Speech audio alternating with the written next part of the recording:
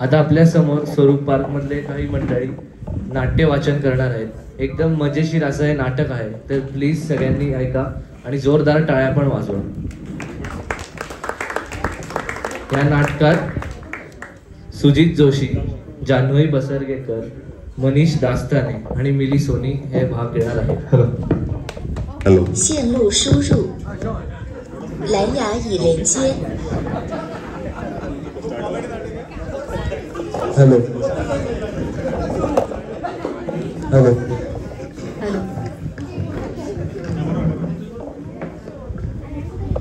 नमस्कार. आजकालच्या स्क्रीनच्या जमान्यात रेडिओ एक मागे पडलेलं साधन आहे. रेडिओ 30 वर्षापूर्वी घरोघरी वाजायचा. आता फक्त गाडीतच रेडिओ चालू असतो. आपण एक 30 वर्ष मागे जाऊया आणि असं इमॅजिन करूया की जोरात वारा सुटलेला आहे आणि अचानक रेडिओची फ्रिक्वेन्सी 30 वर्ष मागे जाऊयात आणि असं इमॅजिन करू की जोरात वारा सुटलाय आणि अचानक रेडिओ फ्रिक्वेन्सी मिक्स झाल्या स्वरूप पार्क मध्ये आणि जी काय धमाल उडली आहे ते बघूया आपण. एक मिनिट.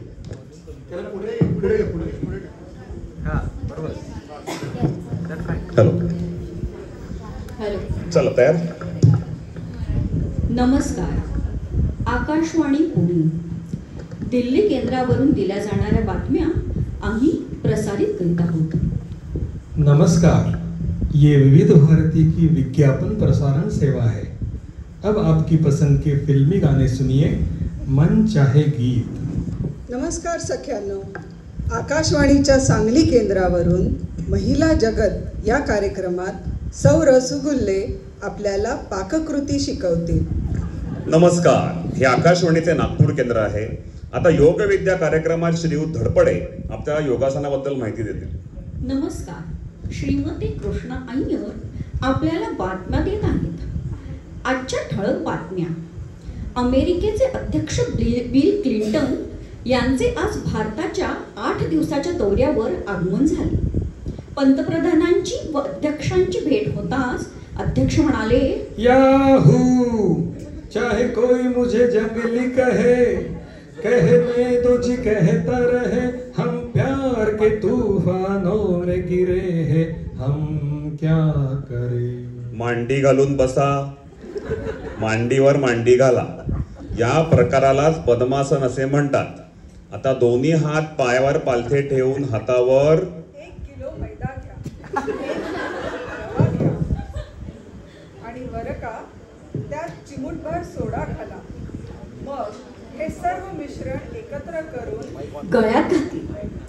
अध्यक्ष व त्यांची पत्नी राष्ट्रपतींना भेटण्यासाठी गेले तेव्हा अध्यक्ष म्हणाले, मोनिका ओ माय डार्लिंग. मांडीवर घेऊन बसा. या प्रकारालाच बद्ध पद्मासन असे म्हणतात. आता उताणे झोपून त्यावर सर्व मैदा ओता. हे मिश्रण घेऊन पंतप्रधान सर्व मंत्र्यांसमवेत राष्ट्रपती भवनात आले. सर्व मंत्र्यांना चाळणीत घालून पीठ चाळल्यावर डोकेदुखी थांबेल. हे आसन केल्याने सर्व शरीराला आणि डोक्याला रक्तपुरवठा होतो. शिवाय केस. आई ग, वैतागलो मी या केसांना. अरे पण आयुर्वेदिक माक्याचं तेल का वापरत नाहीस? त्याने केस गळायचे थांबून भरपूर वाढतातही. असे पंतप्रधान म्हणाले. नंतर राष्ट्रपती व अध्यक्ष यांना खलबत्त्यात घालून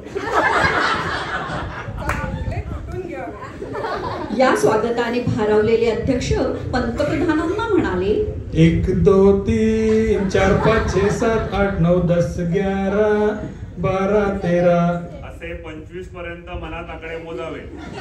आता पोटावर झोपा व पाठीवर कडकडीत तेल ओता. सख्यांनो, यालाच मोहन असे म्हणतात. त्यामुळे पदार्थ खुसखुशीत होतात. आता हे सर्व मिश्रण एका परातीत घेऊन त्यात पाणी घालावे. त्याचा मोठा गोळा तयार करावा आणि तो अध्यक्षांना भेट म्हणून देण्यात आला. ताजमहालाची ही हुबेहूब केलेली प्रतिकृती पाहून अध्यक्ष म्हणाले, ये दोस्ती हम नहीं छोड़ेंगे, तोड़ेंगे दम मगर तेरा साथ ना छोड़ेंगे। अब सुनिए अगला गीत जिसे लिखा है मुख्यमंत्री यांनी। आपल्या भाषणात ते पुढे म्हणाले, आपल्या देशातील गरिबी नष्ट होण्यासाठी सर्व गरिबांचे बारीक बारीक गोळे करावे आणि ते सर्व तुपात तळावे। आता सगळ्यात महत्वाचं, तळलेल्या गोळ्यांवर पालथे झोपा, दोन्ही पाय हळूहळू पोटाशी घ्या, नंतर पाय हळूहळू तोडून टाका, म्हणजे गरीब व श्रीमंत हे नाहीसा होऊन गरीब म्हणतील, गरीबों की सुनो वो तुम्हारी सुनेगा तुम।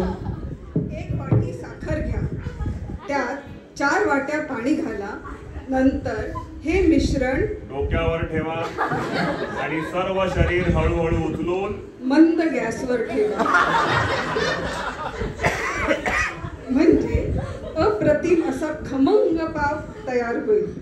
या पाकात पोहल्यावर श्रीमती पाळघरे यांना प्रथम क्रमांकाचे पारितोषिक जाहीर करण्यात आले। त्यांचा सत्कार करून अध्यक्ष पुढे म्हणाले, एक चतुर नार बड़ी होशियार, मेरे मन के द्वार ये घुसत जात, हम मरत जात। गप्प बसा, हालचाल न करता पडून राहा। असे केल्याने तुमच्या सर्व शरीराला खमंग वास येईल। मैत्रिणींनो, असा वास आला म्हणजे पाक तयार झाला असे समजावे। अशा तऱ्हेने गंगा शुद्धीकरण प्रकल्प हाती घेण्यात आला आहे। या प्रसंगी एक पत्रकार म्हणाला, राम तेरी गंगा मैली हो गई, पापियों के पाप करत राहा। असे 4-5 वेळा केल्यावर मग श्वास हळूहळू पाकात टाका, म्हणजे वेलचीचा वास येईल। आता सर्व तळलेले गोळे घेऊन त्यावर मिठाच्या गुळण्या करा, म्हणजे घसा चांगला साफ होईल। आवाज बंद करा असा आदेश मुख्यमंत्र्यांनी दिला व ते पुढे म्हणाले, गिरणी कामगारांना फायदा होत नसेल अशा गिरण्या बंद करणे फायद्याचे आहे, त्यामुळे तुमचे शरीर कार्यक्षम बनून संप संपेल। मुख्यमंत्री आपल्या भाषणात पुढे म्हणाले, लेके पहला पहला प्यार भर के आंखों में खुमार, जादू नगरी से गोळे घ्या व ते सर्व एका काडीत सरकवा आणि ना ही काडी घशात घाला, 4-5 चुळा करा। आता ओढवे उभे राहा, पाय ताठ ठेवा, त्यामुळे पायाला भेगा पडतील। अशा भेगांमुळे पाणी धरणातून झिरपेल। जर त्याची ताबडतोब दुरुस्ती केली नाही तर सर्व धरण पाकात बुडेल असा पाक करावा। नंतर सर्व गोळे एकत्र करून घ्या। असे केल्याने तस्करांना आपल्या जवळचे 7 कोटी रुपयाचे सोने समुद्रात टाकावे लागेल। या प्रकरणाची तपास करणाऱ्याची सर्व अधिकाऱ्यांना एक एक करून पाकात टाका। पाकात चांगले मुरल्यानंतर हे गोळे बाहेर काढा व ताटात ठेवून त्यावर उड्या मारा, म्हणजे सर्व शरीर हलके होऊन त्याचा हवेत स्फोट होईल। स्फोटामुळे यानाचे तुकडे पाकात सर्वत्र पसरतील। त्यामुळे हा पाक गाळून घ्यावा लागेल, नाही का? आता हा गाळलेला पाक नाकाने ओढा, नाकाने अजिबात श्वास घेऊ नका। नाकाने श्वास घेतल्याने बाहेरील थंड हवा शरीरात जाऊन दुर्गंधी सुटली होती। त्या मृतदेहाचा अद्याप तपास लागलेला नसून पोलिसांनी नेटाने पडून राहावे। 5 मिनिटं स्वस्थ पडून राहिल्यावर सर्व शरीरात आराम मिळणार नाही। थंड झालेल्या पाकात परत गुलाबजाम घाला, त्यामुळे सर्व हुतात्म्यांना शांती मिळेल। सर्व मारेकऱ्यांना डिशमध्ये घाला व वरून डेकोरेशनसाठी नाजूकसे बदाम, पिस्ते, काजू यांचे काप घाला आणि ही डिश अजिबात खाऊ नये, कारण थंड पदार्थ खाल्ल्याने शरीराला अपाय होतो आणि त्यामुळे शरीर अतिशय थंड होते. आजचे हवामान आतापर्यंतच्या हवामानाचं नीचांक आहे. या हवेमुळे गुलाबजाम सुरेख दिसतील. तेव्हा भगिनींनो, हा स्वादिष्ट पदार्थ आपल्या लाडक्या पतिराजांना खायला घाला. त्यामुळे तुम्ही बांधेसूद व्हाल. हा व्यायाम केल्याने लठ्ठपणा अजिबात जात नाही. त्यामुळे तुमचे प्रिय पतिराज तुम्हाला समुद्राच्या तळाशी नेतील. या अत्याधुनिक पाणबुड्यांमुळे सागर संपत्तीचा अभिप्राय आम्हाला नक्की कळवा. याबरोबरच आजच्या बातम्या बारीक झाल्याचं कळवा बरं. नमस्कार. अच्छा तो हम चलते हैं. अच्छा तो हम चलते हैं. थँक्यू.